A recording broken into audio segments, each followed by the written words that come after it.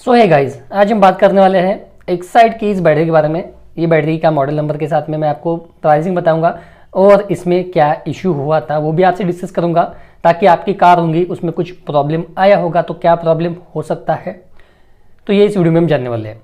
तो इसमें हुआ यह है, ये बैटरी जस्ट 1 महीना पहले मैंने किसी गाड़ी में लगाई है और सडनली 1 महीने के बाद में गाड़ी में कुछ इशू आता है।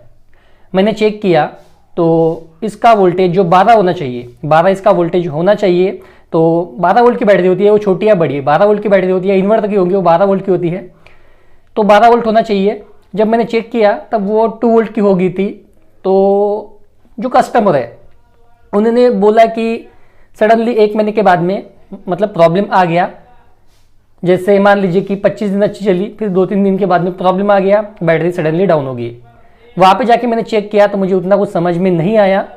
उन्होंने ये भी नहीं बोला कि गाड़ी में कुछ लाइट शुरू रहते हैं, कुछ मतलब कुछ भी लाइट शुरू वगैरह है, डोर ओपन है तो उसमें से बैटरी का कंजप्शन होता है, बैटरी डाउन होती है।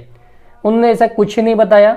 मैंने वहाँ पे चेक किया तो मुझे प्रॉपर इशू समझ में नहीं आया। कंपनी में भेजने के बाद वहाँ से रिपोर्ट होके आई। अब ये क्या रिपोर्ट है ये भी मैं बताऊँगा। ये एक्साइड कंपनी की रिपोर्ट है और बैटरी रिप्लेस होके आ गई, और ये वही बैटरी रिप्लेस होके आ गई, ये ओके आ गई, मतलब बैटरी में प्रॉब्लम नहीं है, प्रॉब्लम गाड़ी में ही था।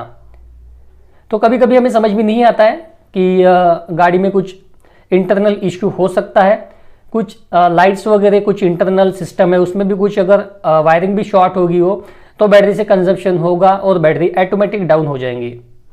कभी कभी अल्टरनेटर का प्रॉब्लम होता है, कभी चार्जर का प्रॉब्लम होता है, तो उस वजह से बैटरी डाउन हो जाती है। पर हमें लगता है कि बैटरी में प्रॉब्लम होगा। कंपनी में भेजने के बाद क्योंकि प्रॉपर इश्यू समझ में नहीं आया, कंपनी में भेजने के बाद उन्होंने सारी रिपोर्ट भेज दी और मैं आपको यहाँ पे दिखाने की कोशिश करूँगा। सो आप देख सकते हैं ये है बिल, जो ये वारंटी कार्ड आप देख सकते हैं, ये वारंटी कार्ड है और ये बिल है। उसके बाद में ये कंपनी की रिपोर्ट होके आई है। तो आप इस तरीके से कंपनी की ये रिपोर्ट होगी, आप देख सकते हैं। और यहाँ पे उन्होंने मेंशन किया, भी यहाँ से आपको प्रॉपरली समझ में नहीं आएगा, पर ये एक्साइड की ये रिपोर्ट है और वहाँ से ये सब कुछ प्रिंट होके आता है। ये आप देख सकते हैं, ये प्रिंट होके आता है, मशीन वगैरह उनके पास में रहती है। अब यहाँ पे मैं आपको बताना चाहूँगा, देखिए गुड बैटरी है, वोल्टेज 13.08, मतलब वो फुल चार्ज करने के बाद में, मतलब डिस्चार्ज बैटरी हो गई थी, चार्ज किया उन्होंने अपनी मशीनरीज में, जो उनके पास में टेक्निकल इंस्ट्रूमेंट होते हैं, तो वहाँ से प्रॉपरली मतलब मेजर किया जाता है ये सब कुछ, एक रिपोर्ट निकलती है, वो गुड बैड दिखाती है और टेस्टिंग किया जाता है, तो उसके बाद में ही सब कुछ पता चलता है। तो इस तरीके से रिपोर्ट उनके पास से होके आई। इस तरह की एक्साइड की ये सारी रिपोर्ट है। तो अभी हम बात करेंगे कि ये बैटरी के बारे में। तो बैटरी आ गई है रिप्लेस होके, वही बैटरी आ गई, अगर प्रॉब्लम हुआ होता तो वो चेंज होके आगे रहती थी। इस तरीके से प्रॉब्लम होता है, गाड़ी में प्रॉब्लम होता है, कभी कभी समझ में नहीं आता है।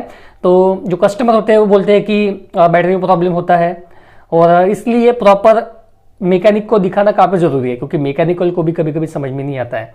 कोई मैकेनिकल को समझ में आता है तो अच्छे मैकेनिक को दिखाइए। 2 व्हीलर की भी गाड़ी होंगी, 4 व्हीलर की भी होंगी, तो अच्छे मैकेनिकल को दिखाइए, तभी वो प्रॉपरली आपका इशू सॉल्व करके देंगे। इंटरनल कुछ भी शुरू है, आपको समझ में नहीं आ रहा है, तो बैटरी से कंजप्शन होगा, बैटरी डाउन होगी, बाद में बैटरी शुरू नहीं होगी, उसमें आपका पैसा जाएगा, टाइम भी जाएगा। और जिस डीलर से लेते हैं उनको भी सर्विस प्रॉपरली बार बार देना रहेगा, तो वो भी इशू हो सकता है। नियरेस्ट में रहेंगे तो कोई इशू नहीं होता, इसलिए नियरेस्ट से आपको लेना चाहिए। अगर काफ़ी लंबे डिस्टेंस से अगर कोई लेता है तो सर्विस में काफ़ी दिक्कतें आती है। नियरेस्ट में लेते हैं तो बार बार आप जा सकते हैं, और वो भी एक आध बार आपके पास में आ सकते हैं जो डीलर है, पर काफ़ी लंबा डिस्टेंस में है तो वो बार बार आपके पास में नहीं आते हैं, एक आध बार आ सकते हैं, बाद में प्रॉब्लम हो सकता है, इसलिए नियरेस्ट से लीजिए। और ये 44 AH की बैटरी है, 44 AH कैपेसिटी की। फोर्ड, महिंद्रा, काफ़ी सारी गाड़ियों में बैटरी लगते हैं पेट्रोल डीजल वेरिएंट में। 6100 इसका प्राइसिंग है। सेम बैटरी आपके पास में होगी, पुरानी रिप्लेस करके लेंगे तो ये 4500 में आपको आ सकती है। बिल्कुल नई बैटरी खरीदते न्यू विदाउट रिप्लेसमेंट तो ये आपको 5,600 तक आ सकती है। इस तरीके की बैटरी है, इस तरीके के इशू आ सकते हैं, तो आप ध्यान में रखिए, वेल मेंटेनेंस रखिए, डोर ओपन, लाइट ओपन, रात के समय में इस तरीके से आप कुछ इशू होता है तो बैटरी डाउन हो जाएगी। तो ये सब कुछ आपको ध्यान में रखना है। 55 महीना बैटरी की वारंटी है, 55 महीना 30 महीना गारंटी है, 30 महीने में कुछ भी हो गया तो फ्री ऑफ कॉस्ट रिप्लेसमेंट मिलता है। उसके बाद में कुछ महीने बचे वो MRP पे आपको डिस्काउंट मिलेगा। तो अच्छी खासी वारंटी है, वेल मेंटेनेंस रखिए गाड़ी का, जितनी ज़्यादा गाड़ी चलाएंगे उतनी ज़्यादा आपको मतलब बैटरी की लाइफ मिलेगी। एक ही जगह पे अगर गाड़ी काफ़ी दिन खड़ी है तो उसकी लाइफ कम हो जाती है, शुरू तो होंगी और उसकी लाइफ कम हो जाएंगी, मतलब 2-2.5 साल ही उसकी लाइफ मिलेगी। अगर आपका रनिंग डेली है या फिर वीक में 2-3 बार भी जाते हैं तो बैटरी की लाइफ अच्छी मिलती है। तो इस तरीके से सारा प्रोसेस हमने आपको बताया है रिपोर्ट के साथ में, क्या क्या इशू हो सकता है, किस तरह से कंपनी में जाने के बाद में टेस्टिंग होने के बाद में पेपर हमने दिखाया है, और ओवरऑल वही बैटरी आ गई है। अगर ओके है तो, अगर बैटरी में प्रॉब्लम होता तो न्यू बॉक्स पैक में आपको बैटरी आई होती, मतलब मिलती है इस तरीके से बॉक्स पैक्स में बैटरी मिल गई होती। सो वीडियो पसंद आएगा तो उसके लिए तो लाइक बनता है, चैनल में नहीं हो तो सब्सक्राइब कर लीजिए। कोई क्वेश्चन आपके मन होगा क्वेश्चन कीजिए, आपकी कोई गाड़ी है उसमें कौन सी बैटरी लगती है और कुछ आपको जानना होगा कमेंट बॉक्स में कमेंट कर सकते हैं। तो आज के लिए इतना ही, हंसते रहिए, खुश रहिए, मिलते किसी नए वीडियो के साथ में, तो मिलते हैं अगली वीडियो में।